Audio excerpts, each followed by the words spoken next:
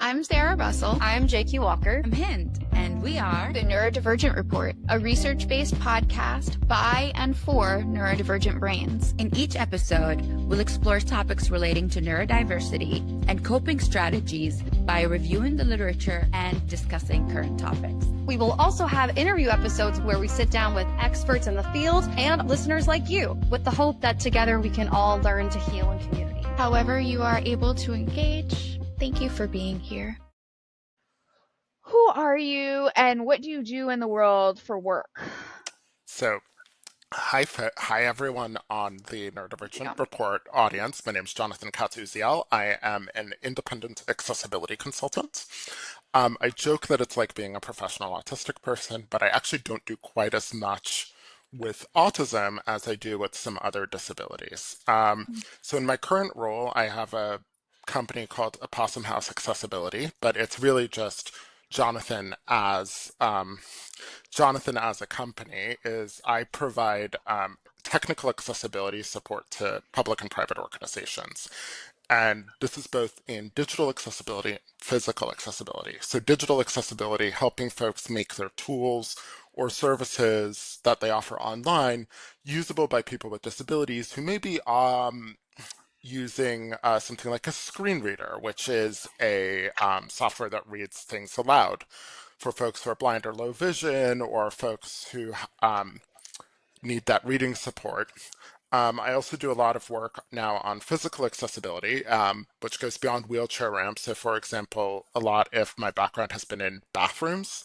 So I'm working with folks on developing certain technical educational materials to make sure restrooms are inclusive across a range of dimensions. And sometimes it's about processes. So for example, is this process something that your neurodivergent workers are going to actually be able to do? Is this process something where someone's going to have reliable access to an interpreter? By way of background, I was in accessibility at various levels of government here in the US for 10 years. So I've done it in New York City government, in local government here in Maryland. I was with the federal government until this year, where I branched out and started a business.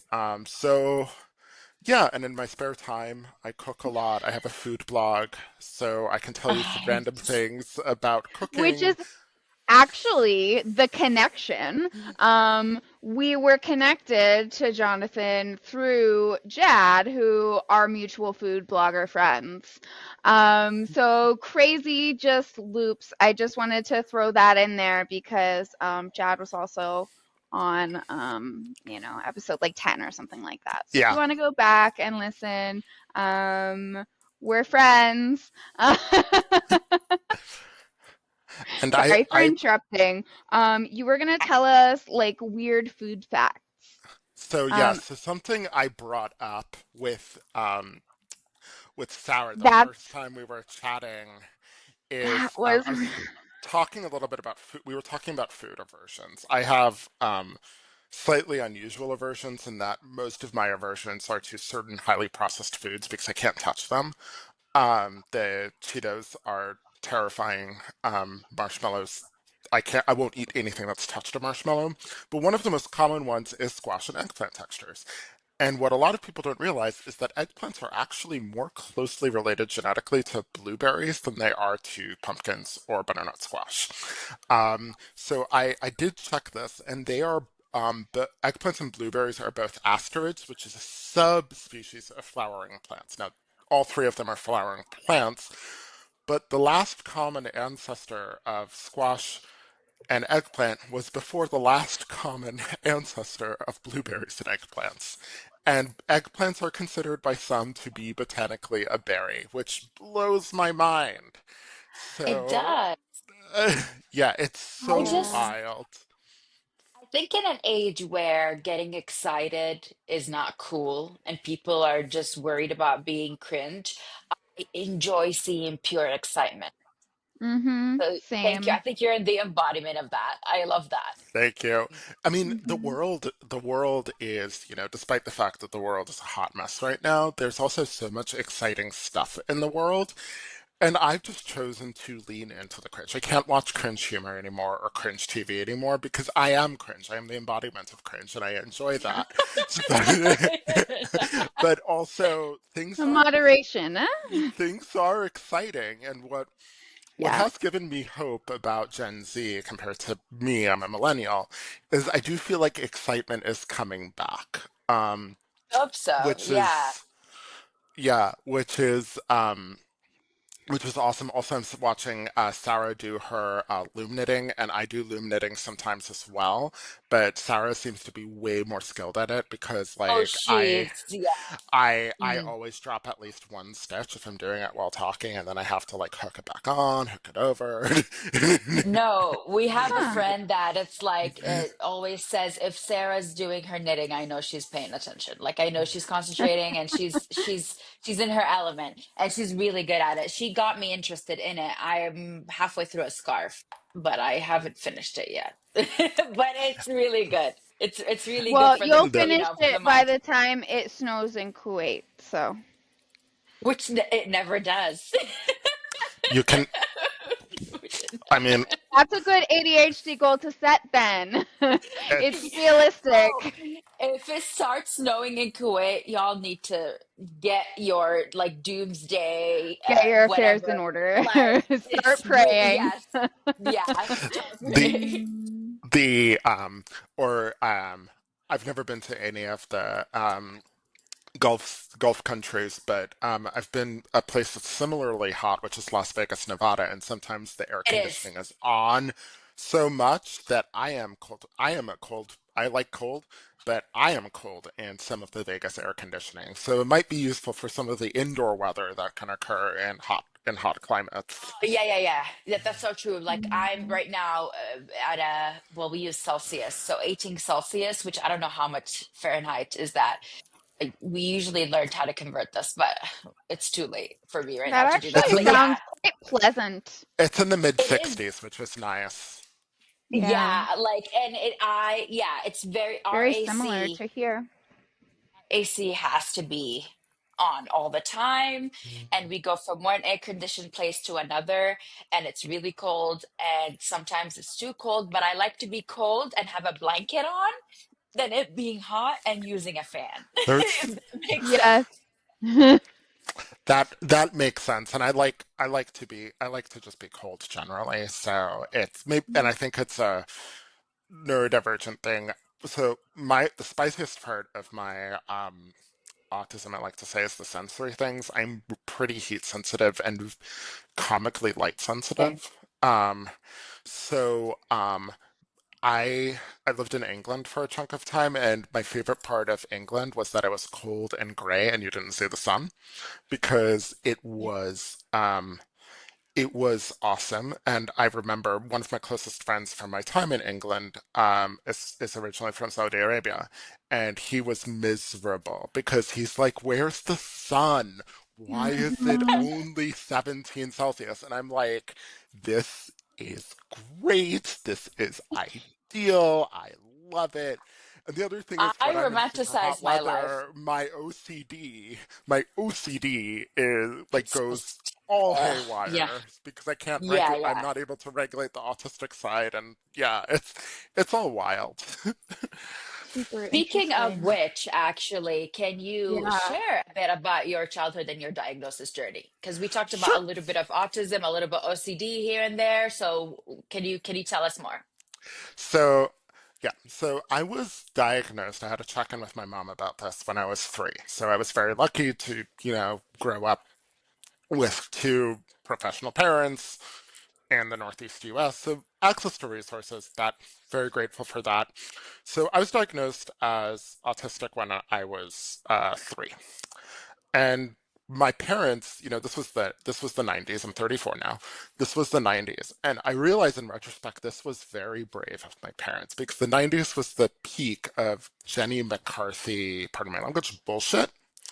And Yeah. like here in the Yeah. States, and all the stuff is like, oh my God, you have an autistic child. And hmm my And parents were, back then, it was the vaccine paper that was later debunked, and now we're talking yeah, about some fake Tylenol paper that was really actually. I found out that the paper that they're using now to say Tylenol causes autism is actually from legal proceedings against Tylenol, and the testimony was later thrown out because it was so inaccurate. that is Um, wild. but so Um, on par for this it administration. Let's be is for real. It's so on par. And I mean, as someone who took the buyout to escape working for this administration, I am Oh yeah, very, that's so interesting. that's something we will get to. But yeah, so it I didn't was mean loud. so I was, so if I was three, it was 94, 95, right before Andrew guy with the vaccine paper, and already a lot of Mm-hmm. hysteria around it. And my parents, my dad, my parents are slash were South African. My mom grew up in Israel. You know, my my parents were already used to bucking the trends in both of those countries. So then here, it's like they're like I was very lucky in that, my parents didn't think that that was a bad thing. It's just a thing, very mundane. I initially Mm-hmm. went to when I was in preschool, which is also an indication of access to resources. I went to preschool and kindergarten at a school that was for neurodivergent children. But when we moved out to the suburbs in '98, at the peak of autism hysteria, my parents mainstreamed me into the normal classroom, which at the time I didn't really perceive that as it being about my disability because I didn't realize I was a very early reader. So when I was put into first grade, I could go into first or second grade when I was mainstreamed, and my parents wanted me to be oldest in the class. When I was put in, I was already reading chapter books, so I remember mostly now. Apparently, I was bullied a lot, but what I mostly remember is having to spend an hour and a half to 2 hours reading alone because I was ahead of the rest of the class with reading. So it's like it's that it's but Yeah. I realize now that was an incredibly gutsy decision of my parents, especially not not having grown up here and also not fully, they still didn't have a full wrap around the American school system because they, we were in New York and all of our friends were also immigrants or their kids. So they were learning at the same time, but to do that was very gutsy of them. And it was, Hmm. it's a very well-resourced school district and things. And I kind of learned to, I kind of, because I went to a particularly conformist school, I kind of learned to swallow up spectrumness, a lot of my quirks, partly not to get bullied, and partly because underneath all of that, and underneath finding all of my classmates annoying spoiled pricks, I liked the school part of school. I love learning. I still love learning. I get excited about it. Um, then OCD, I think in retrospect, my first stuff with that was probably in elementary school. It does run in my Yeah. family, but I developed a lot of compulsions around being on time for things and also getting enough sleep and getting sleep starting when I was 15 or 16. And it Yeah. branched out into, and we'll need to attach a trigger warning for this podcast, but it did branch out into some disordered eating habits when I was a teenager, that I could only eat certain things at certain times, and I would force myself to eat even if I wasn't hungry. Um, and and then in college, I started to come out a little bit more as autistic, but I went to a school with a lot of autistic students, so it wasn't really that special. Mm-hmm. But I didn't really properly, get like support and treatment for my OCD until after my dad died in 2014, when I was going to a therapist for grief counseling, and she was like, holy moly, with the OCD. So, yeah, and I started being more open about it. about right as I fell into accessibility work. So this would be 10 years ago now when I needed to get an accommodation at work because, again, bright lights give me headaches. And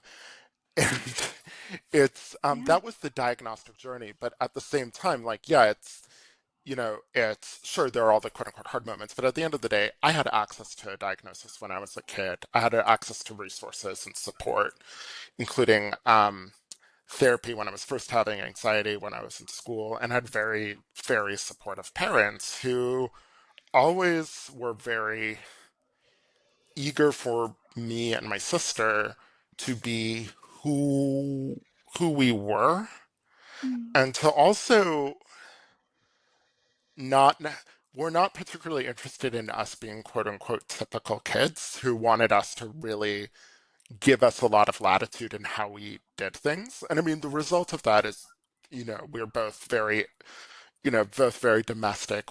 And also very, a lot of,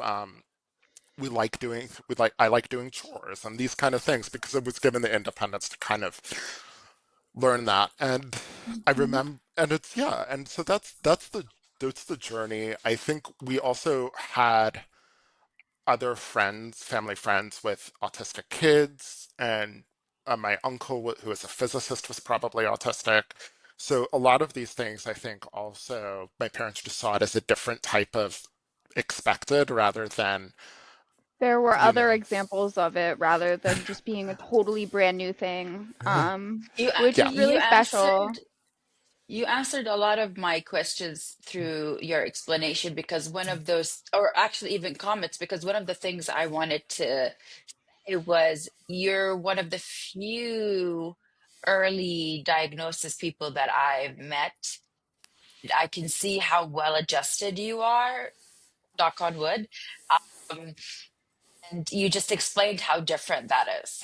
How yeah, like you claim your Mm. privilege, you say that it's different, and it made you more of what it is that's different from people who are like diagnosed. So I did wanted you to Yeah. like tap into that, and you actually did, and I think that's really important for people Yeah. to know.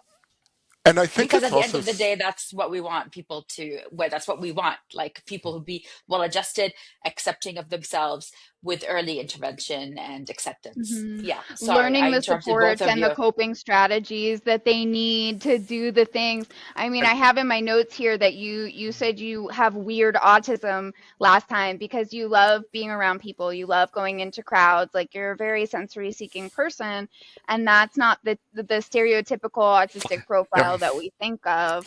Um, exactly.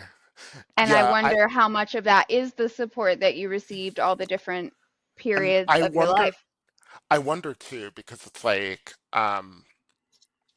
You're also I just wonder. an individual. I wonder too because there's some of that, but even, when I was a kid, I remember I loved the subway, and when we moved to the suburbs, it was just the lack of people was very disconcerting to me, and the lack of noise was sometimes very disconcerting. And now I like super quiet when I sleep, but I remember as a kid missing hearing the traffic when we moved to the suburbs. So there were certain things that I missed. Hmm. And I think I think the extroversion, I did not realize I was an extrovert until I got to college. And I think it might have just been the people I was surrounded by. It was like interesting people at last. But the now that I've spoken with other extroverted autistic folks, including a lot of late diagnosed folks, I feel like that there's something, it's almost like social interaction becomes a special interest in some ways, in the ways that we don't it's not even something that folks necessarily pick up on, is that that's actually a special interest. That's something that you find people are your special interest. Yeah, And I'm glad you said that. Yeah. People and I think watching. I've uh, always done that. I didn't know. I like people watching because I think it's it's always people are very interesting, When and did it's I like forget I was learning from them? Like, You know, because Yeah. when we're babies, we just learn from the people around us. But there comes a time when we like outgrow the people around us. We learn everything that they know, you know? Yeah.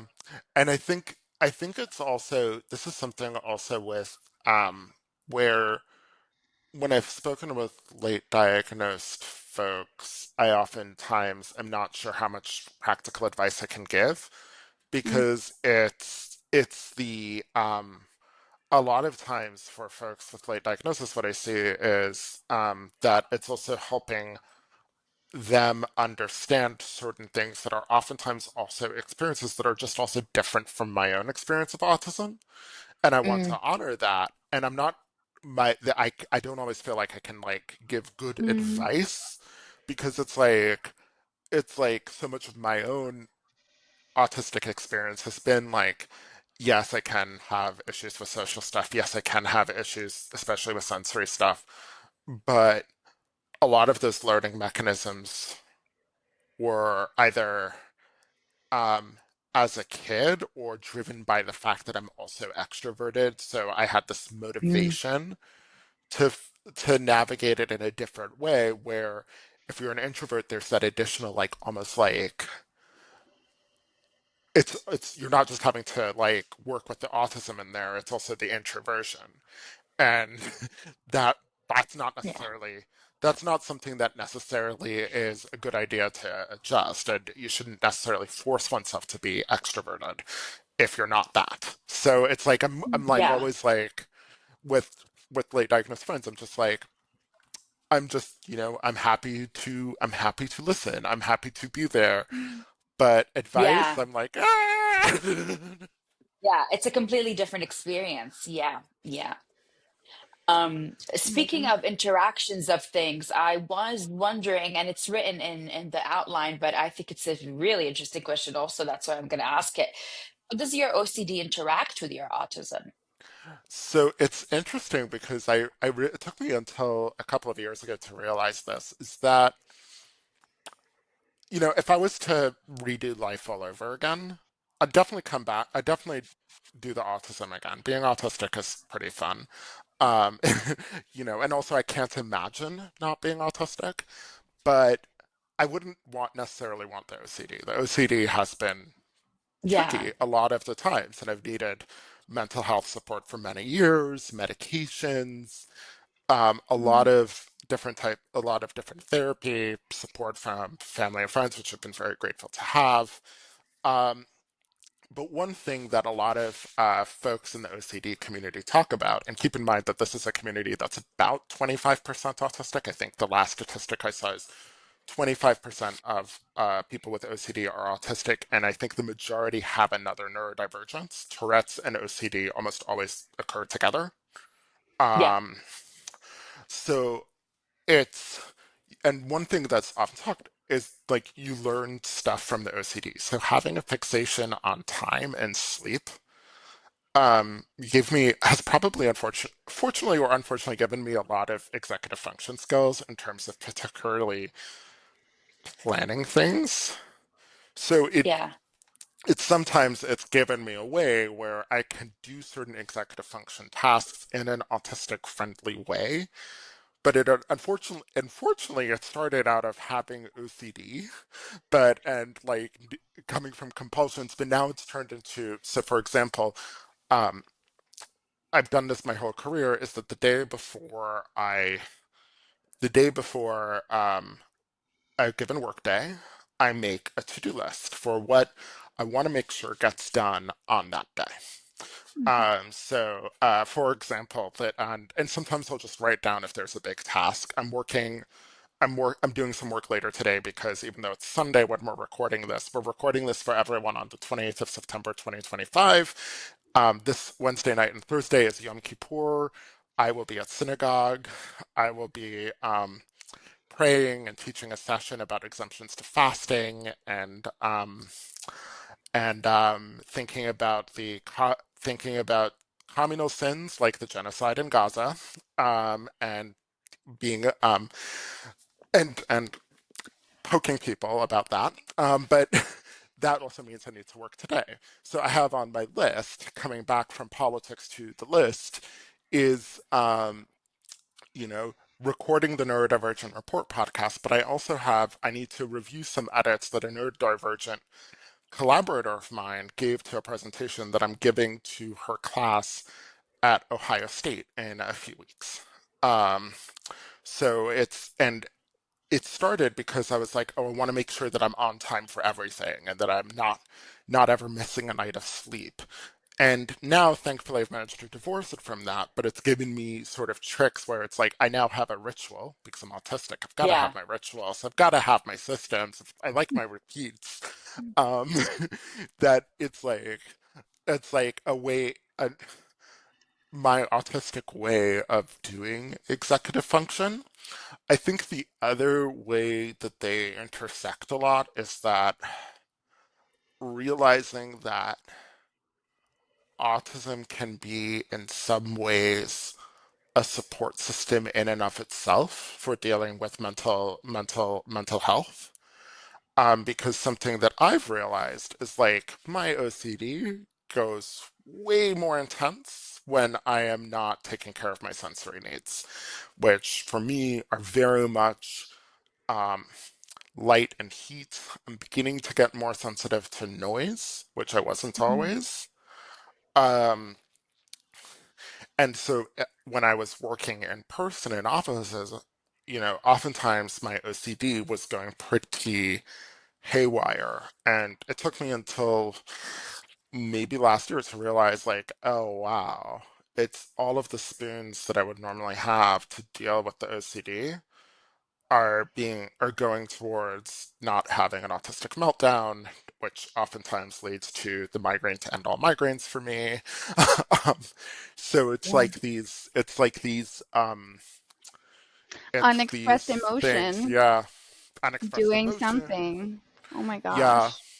And it's interesting when I talk with other folks who are OCD and autistic. So, because I've heard similar things, but also some people have the opposite experience that all of their executive function supports are torn apart by their OCD. So it's all very individual. Mm. Yeah, I'm Yeah. super curious about your memory. You probably have a really good memory. It's People say that. I joke that it's a blessing and a curse. So the good thing is I can remember things like like basically receipts and drama and who and it's I like reading about history and archaeology in my spare time, so that's been helpful. But it also means that sometimes I'll find myself harping over something, or like I'll be trying to do too many things at once. Mm. So yeah, and it's helpful. It can be helpful and problematic when starting a business, especially as a neurodivergent person, because if you can remember all of the things that are involved, that can get overwhelming and it becomes hard to focus, particularly on a task that needs focus, like doing your books. Yeah. Which is a great transition to talking about your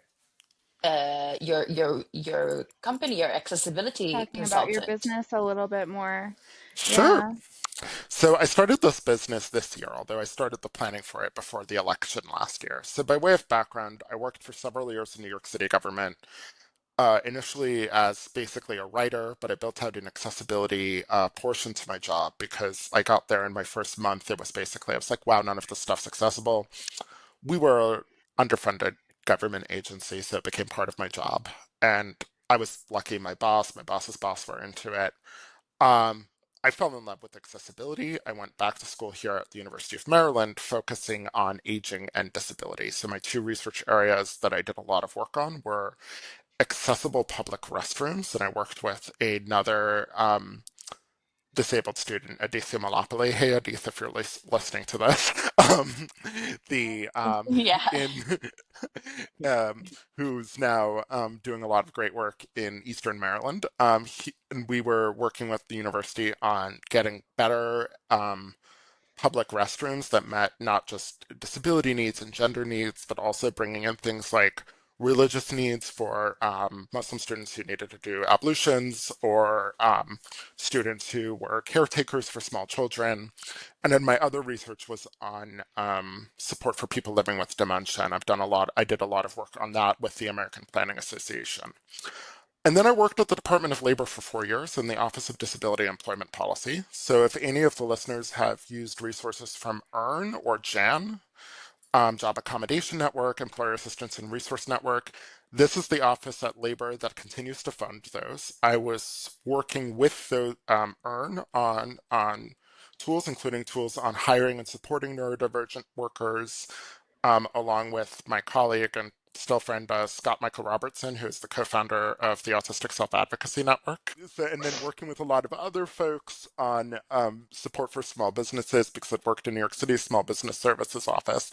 But when you work in the federal government, I'd fallen in love with the everyday magic of accessibility. It's very autistic. It's like these deterministic rituals that you're doing to make sure that things happen, but it's also very contextual. It's different. It's the same. I think it's a similar way to how many autistic people enjoy Lego, is it's like you're putting things together and making new and beautiful things out of it.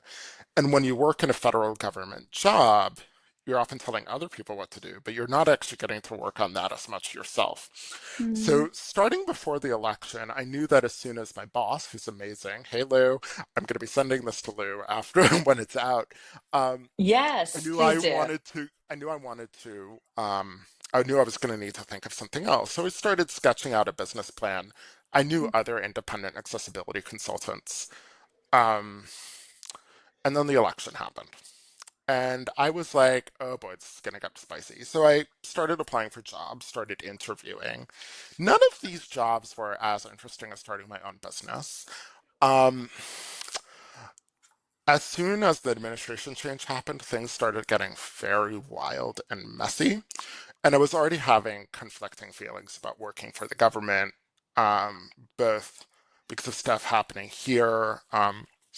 I've done in college, starting in college, I did a lot of anti-occupation stuff in the Jewish world. While I quieted that down, that's something that I still very deeply believe, and more just watching this US government support Netanyahu's administration, I was still having conflicts over that, and I was not able to do the work that I enjoyed. And watching, having to go through hundreds of pages of documents to remove the word diversity because of an executive What? order from things about disability. It Is that was, real? that happened. That That absolutely wasn't happened. just like a lie made up to make us panic. I was sure that Oh, was a lie. That's so oh, it it ridiculous. it it it it happened. And I mean, now that this is going to air after my federal buyout period is over, that's Interesting. it's wild. Um, And so there was a second buyout. There was a first buyout offer that went to everyone in the federal government here in the States. I didn't take that because I was finishing up a project. But then there was a second buyout offer, and I was just like, I'm out. I'm so ready. Some people felt like they were pressured to take that buyout offer, but for me, I was already Hmm. looking at the exits. So it Yeah. was very liberating for me to basically be like, this job is no longer what it was. So I'm Yeah. going to hop off. And I already had a business plan of what it would look like to be an independent consultant. And I'll talk a little bit after this about like what goes into starting a business, and also for some neurodivergent folks it's a great idea. For some neurodivergent people I definitely wouldn't recommend it. It really depends on who you are. So my last day in federal government in working in the federal government, and then I had this 5 month period of administrative leave, which I jokingly call the Donald Trump Accelerator Program. Um, was April 29th, and April 30th, I started, and I officially opened for clients in July, and I've already got a couple, which is great. Um, it's yeah, so what I do. So that's the long backstory, and what I do is someone will hire me for specific accessibility related tasks as in a contract. So for example, it's one client I'm working with right now is it's a nonprofit that they're creating accessibility education content. So I am helping volunteers who are writing about accessibility topics write and edit their work, assess the technical accuracy, but also is this something that people around the world and small organizations are going to be able to use, but also developing some content myself. So really, that's one example. Another example is that someone, needs something quickly checked for accessibility and fixed, a digital thing. I'll help do that. I have another client that is under a um, under a non-disclosure agreement, so there's only so much I can say, but I can say it's a digital accessibility focused project. So it really runs the gamut, but it's yeah, that's what I do. Yeah. But like people wouldn't call you to come do accessibility on a building.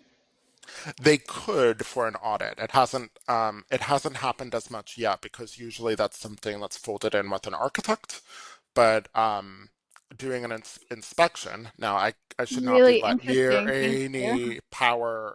I should not be let near any power tools. Autistic. I am not one of those autistic people with great hand-eye coordination. Never played video Same. games, so don't let me near a drill. I wanted to ask you, and I don't know if that's in your field, but I was listening to some people talking about how even bathroom designs, not only ableist, but sexist. I've always thought that it was very interesting that the line to the women's bathroom is always longer than the line to the men's bathroom. There's a reason for that. Can you tell me why? So there's actually more than one reason. So one Ooh. reason is that and I'm going to be, just as an announcement for folks listening, I'm going to be using a binary gender thing temporarily here. Women Yeah. already, women usually urinate more than men. So firstly, there's that aspect. It is about if you're just counting by times people pee, it's about a two-thirds to one-third ratio. Pregnancy can also then adjust, and Hind, you're a doctor, so you can correct me if I get anything wrong here. No, Can it does. also It does. Yeah, adjust adjust the way the bladder works. So then there's that it's aspect. true. But building codes will often have either not as many women's restrooms as men's restrooms or 50-50. But the need case is oftentimes 60-40, 66-33 women to men if Yeah. you're just using that binary. On top of which, and there's like 50 years of literature on this. There are two academics that I'll send to you guys after the call, Alexander Please. Yeah. Kira and Clara Greed have written about this, is that bathrooms have largely been historically designed by men.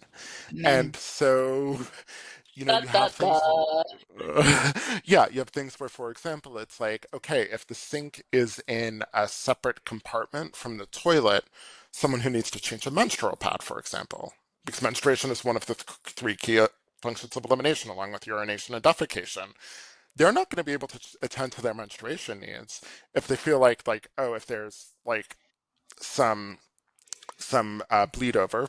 Can't Not thinking of the correct term here, but It's fine. Yeah. like, can they wash the hands? Yeah. Or there's nowhere to dispose of the menstrual products. The It's true. Also, toilet design has usually been based on male bodies and not female bodies, and Yeah. it's Yeah. there's urinals are disgusting, too. So there's like also a whole separate thing. Don't put urinals into bathrooms, kids. So it's like, I've done a lot of bathroom inspections, and a lot of bathroom assessments. But yeah, it is a It's a lot. Alexander It's a lot. Alexander Kira and Clara Greed have written a lot about this. Thank you so much. Just giving us the tip of the iceberg, I definitely thought for accessibility to mention that it's no coincidence that a women's bathroom line, and again, using just binary terms for the sake of just getting getting Simplicity. the idea kind of across, is not coincidental. I think on top of that, also like women's bathrooms, mothers take their children to the women's bathroom also. So that's like also another thing. But yeah, enough about bathrooms. You Uh, wanted to talk to us about the business aspect of being neurodivergent, starting a business, good idea, bad idea. Yeah. yeah, and and I guess something I should note is that a lot of starting a business is about being resourceful, just like accessibility. So I named my business Opossum House Accessibility, one because I love opossums. They are my neurodivergent mascot animal. Aw. But they're also very resourceful. So they are models for us as autistic people in many ways because they're very autistic creatures. They like alone time.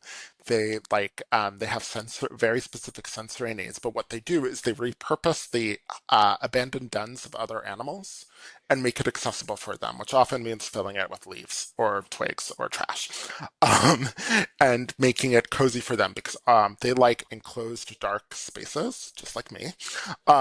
So that's why I call it a Possum House Accessibility. But Oh, yeah, I so love this. so I wrote down before this chat a couple of things for thinking about starting a business. So um, a lot of times when folks talk about neurodivergence in business, they bring up executive function and communication. But what they don't tell you is that business owners who aren't neurodivergent also struggle with this. And this is where, you want to make sure you have a good support system, friends, family, people you can trust. And I'll send out some guidance afterwards on different places you can find particularly neurodivergent friendly support. And it is also going to depend, that bit's going to depend on industry and role. Mine is talking to folks. So it's like, having all my schedule stuff in writing and all of the stuff in writing is really important, both for helping with my executive function, but also because I'm being hired to help with legal compliance, so I need the paper trail. Um, I will say one thing that I'll start with times when it might be important to reconsider whether to start a business first. Um, if you have, for neurodivergent folks with persistent demand avoidance, which is a flavor of neurodivergence that I don't always understand because I don't have it, um, folks with PD that demand avoidance, that's really hard to start a business because there's so many demands and they are oftentimes all exigent. They are legal requirements, they're what your client requires, there's stuff you need to do to sell. That is very hard to do as a business owner. Um, also, if you have rejection sensitive dysphoria, correct me if I get Yeah. the term wrong, No, that can you're right. also Yeah. be, yeah, that can be very hard with business as well Mhm. because for independent consultants, generally only about 20% of prospects end in a contract. So that's 80% time. Now, one person I know who has RSD and does run a business did tell me that, hey, it's still better than the job market. And I was like, you know what, that is true.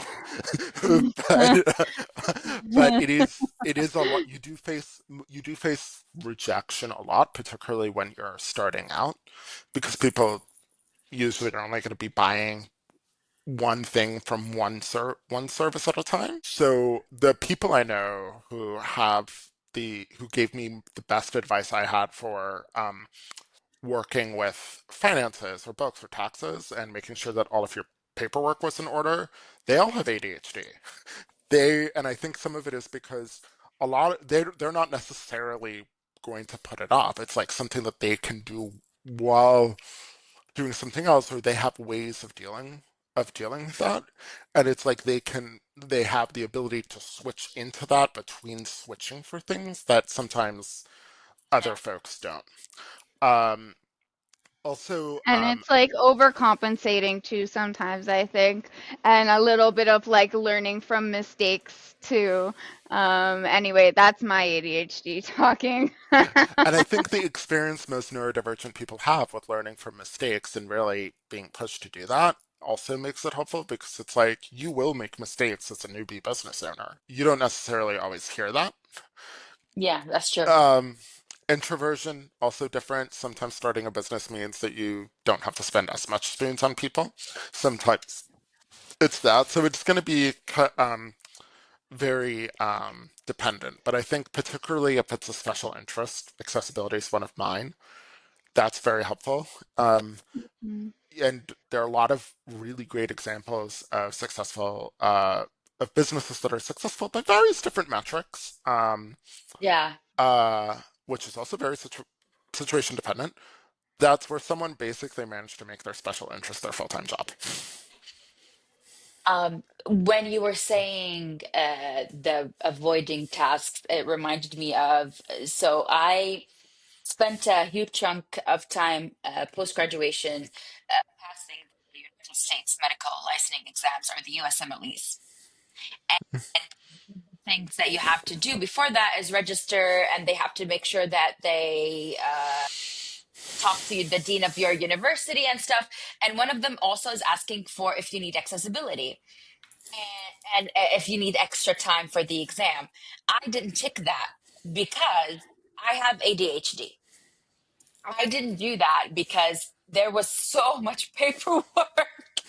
Oh, oof. Get the extra hours, and I'm like, I can't. I'm not doing that. I couldn't. So I'm like, I'm not ticking that. The extra hours are not worth me doing this.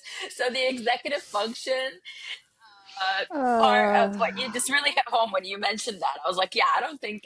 Yeah, I don't think I could do that. And it's and that's also indicative of when you run a business, you also run into a lot of bad systems. Like if there's a lot of paperwork to request extra time, that's a Yeah, badly designed system. That's a it mess for is. everyone involved. It's a mess for the student, it's a mess for the administrators.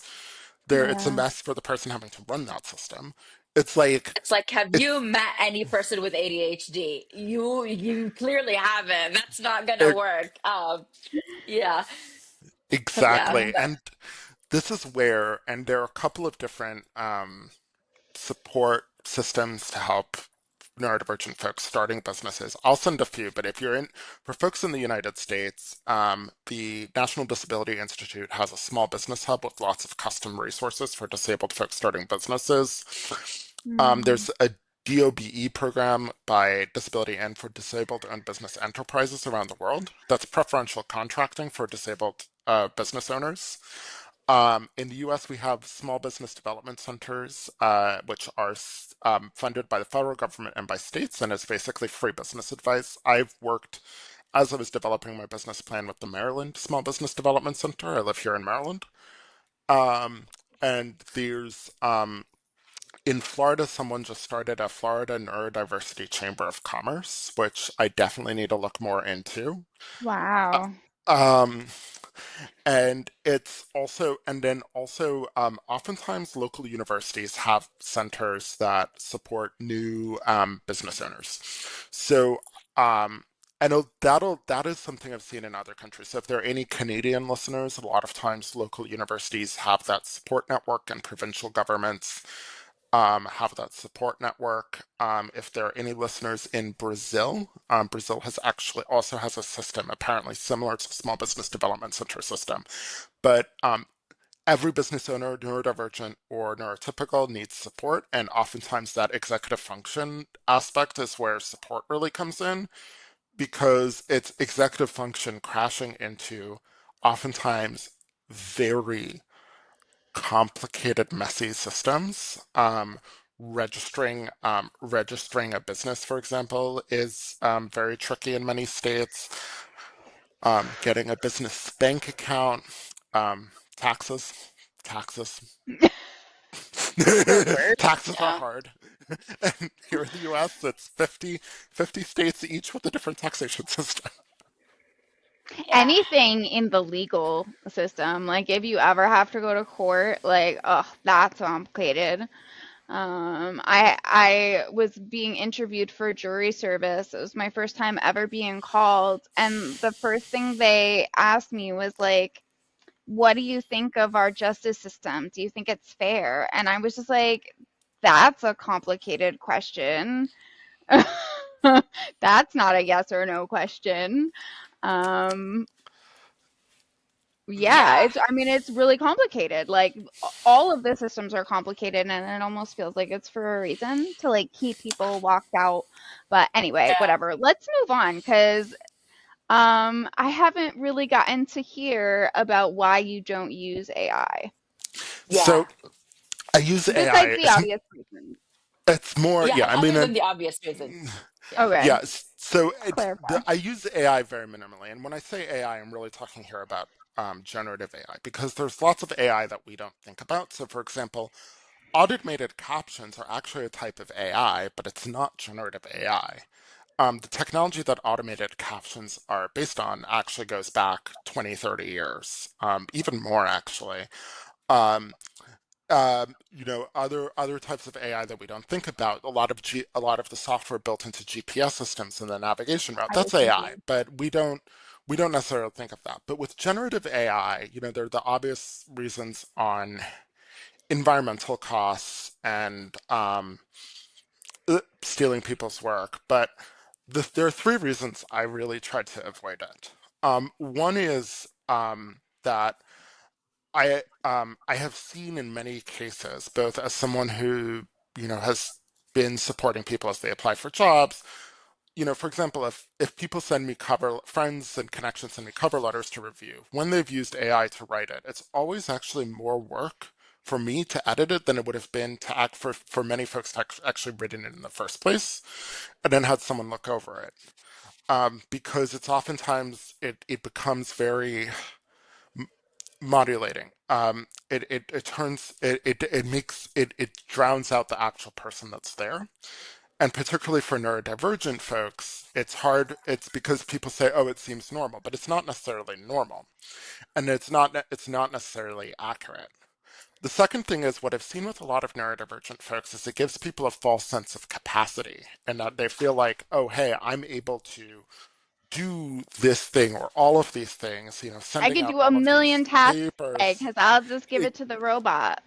Exactly. But then it's like, No. but it's not really considering who's receiving that task. Are they able to understand the work that's been produced? Does it actually achieve it?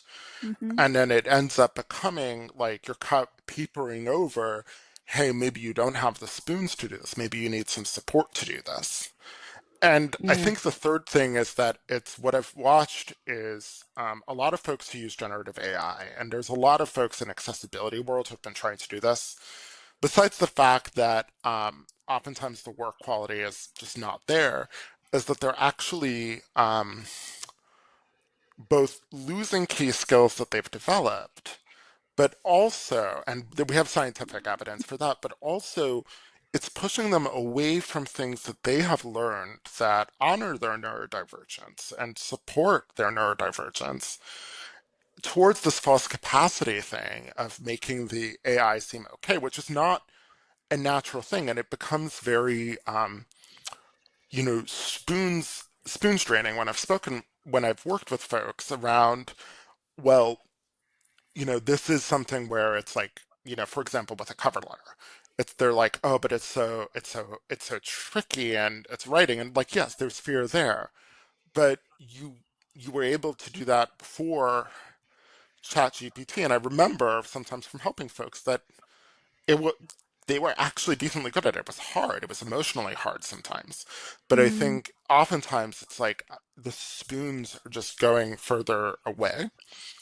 And yeah. also, it becomes harder for a lot of neurodivergent people struggle with reading between the lines, which is unfortunately in a society where people are not honest, a needed skill. And I think yeah. it's made it hard when it seems because it's in writing, people think it's true, but then they're losing that ability to sort of suss out in a neurodivergent friendly way, okay, does this work or not? I also think that oftentimes there's also the broader thing of just like the work the quality it's so much work to just fix it that it takes away just time from other things. Mm. And spoons, and we need spoons to deal with this world. But there's a lot of pressure in the neurodivergent world to use the AI, and I don't judge anyone To for keep it. up. Yeah, Yeah, everybody's just trying to but keep up. But if yeah, we it's let it's that be the hard. culture, then that's what it's going to be then. Then we Yeah, won't be getting paid for overtime anymore, and we're all just going to be sitting there, you know. it's. I mean, there's a lot of questions about whether or not AI tools can, like, how much they can do. And there's a really great book by a neurodivergent AI skeptic named Adam Becker. The book is called More Everything Forever, but it points out that the way that large language models are programmed, they're always going to quote unquote hallucinate because it's a predictive model. Hmm. But we as neurodivergent folks are often thinking in deterministic ways, by rules, by structures, and and oftentimes we think in ways that are outside the box, and AI tries to go towards a quote unquote statistical norm. So Hmm. it Yeah. becomes there's a lot of interesting criticism from a neurodiversity perspective. Yota Trevor on us, and I'll send everyone a follow up email. But Hmm. Yes, please there's a send lot a follow. there. Yeah. Yeah. Yeah, give All us these resources resources. that No, will be yeah, because tagged. Yeah. yeah, exactly. I was just gonna say we put a lot of this stuff in the show notes. Um, yeah, gosh, I need to start thinking about this for me. And it's hard because we Um, people put this into their habits, but they're not realizing that, most of the times it's probably harmless. Like if folks are using it as a brainstorming tool, it's more, getting, ChatGPT is really it's something that is it's a robot that's organizing words that you've provided it. It's a reflection, it's a mirror. I've heard cases about, neurodivergent people ending up going on these terrifying seeming mental health things because of the robot talking to them, but it's reflecting what they're saying. But like for example, with brainstorming, that's going to be something that I think there are a lot of ways in which there are other tools, but I think 98% of the time, it's like what's that hard and really it's annoying thing creating that that echo chamber. yeah, You can't really brainstorm with yourself, and that's kind of what ChatGPT is trying to do. But I mean, maybe if you were to ask it to like pretend to be a different person or something, you have to get really sophisticated with how you prompt and that thing. and It's kind of and before that you can use, I use pens and papers. But I think a lot of folks, they don't, a lot of neurodivergent folks are scared of change, and it's hard to shift off of these tools. But no, a lot of neurotypical people talk about this whole, oh, it's like learning to ride a bike again, and it's like for a lot of folks, you do actually have the skills from in you already that come partly from the yeah. neurodivergence to be able to do things, and everyone's going to do it. Everyone's going to do it. Everyone's going to do it differently. I know someone whose favorite way to brainstorm is to box in his garage, and I mean, like, not my thing, but yeah, or it's like a religious The Muslim shower classmate of is my mine. thinking place. And I don't know Yeah, what it is, but there's just something about like being in there in the water. The water makes me think. yeah, I Is there love. some I get mysticism around that? Somebody at me. probably, probably. I mean, I'm remembering a religious Muslim friend of mine who told me that he often got his best ideas during prayer. He was one of those folks that prays 5 times a day without fail. And he was like, he had to like just try to keep it in his mind until after prayer time when he would be able to write it down. I'm sure he still does Hmm. it. Um, but Yeah. yeah, it's like everyone has their thing, Hmm. and there's stuff beyond beyond the AI. But yeah, I try to really avoid using those tools. The one thing where I will say a lot of people I think use it well is the transcription and the meeting summaries, and I think that's important for folks who have a hard time writing or can't write because of a disability. But Hmm. that's also based on software that existed before generative AI and will continue to exist after this AI bubble bursts. Yeah.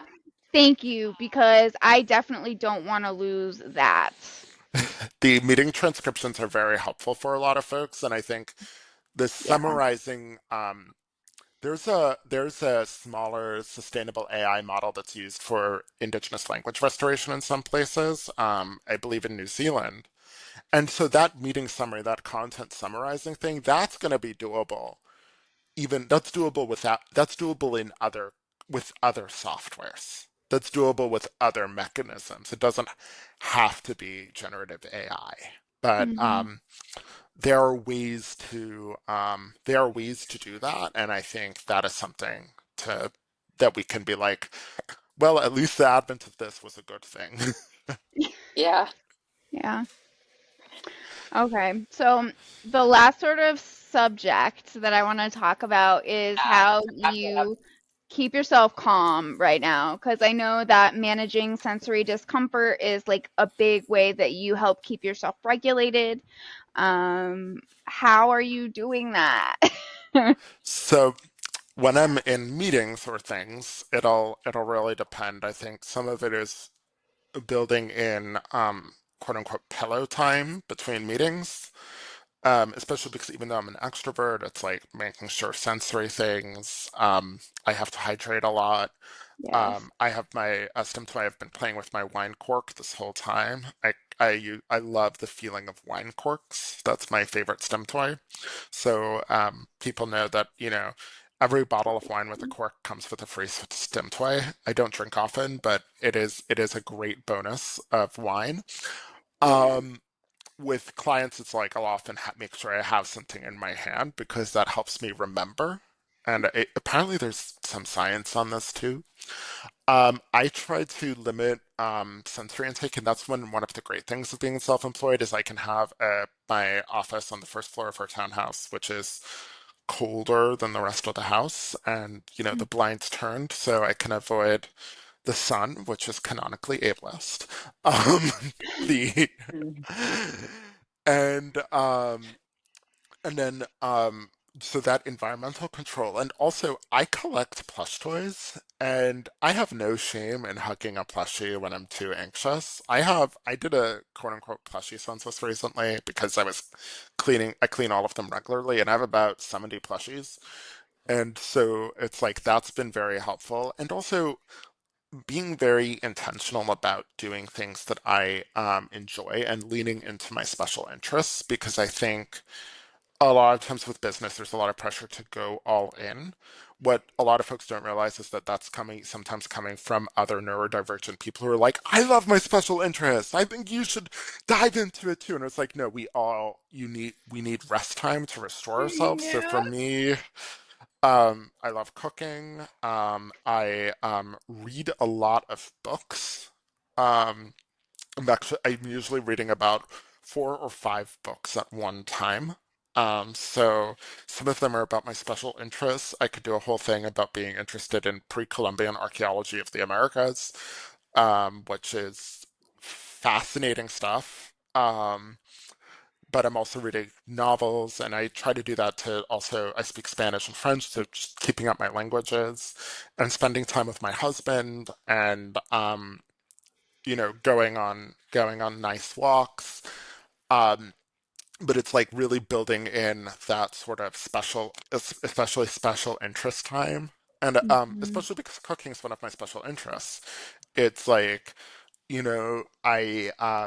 I like cooking elaborate meals, including during the week, and it helps me relax and it helps me just sort of de-stress, and it's a lot of sensations that I like. The whirring of a blender, the feeling of chopping an onion, the sort of the hand motions that come when you're stirring something. That's very calming for me.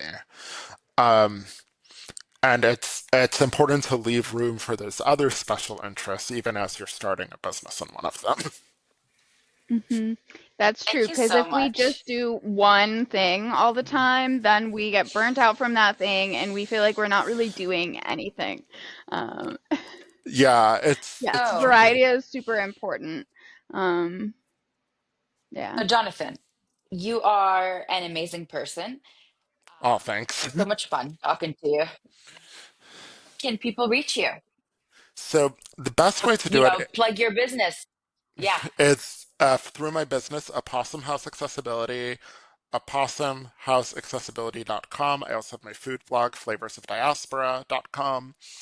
Um, I've been sort of rolling off of most social media, although you can still find me on LinkedIn. Um, Facebook, I keep for basically animal posts. But really, I have a contact form on my business, so if you want to, procure accessibility support services, accessibility audit services, or talk to me about starting a business, that's where to find me. I have a biweekly newsletter.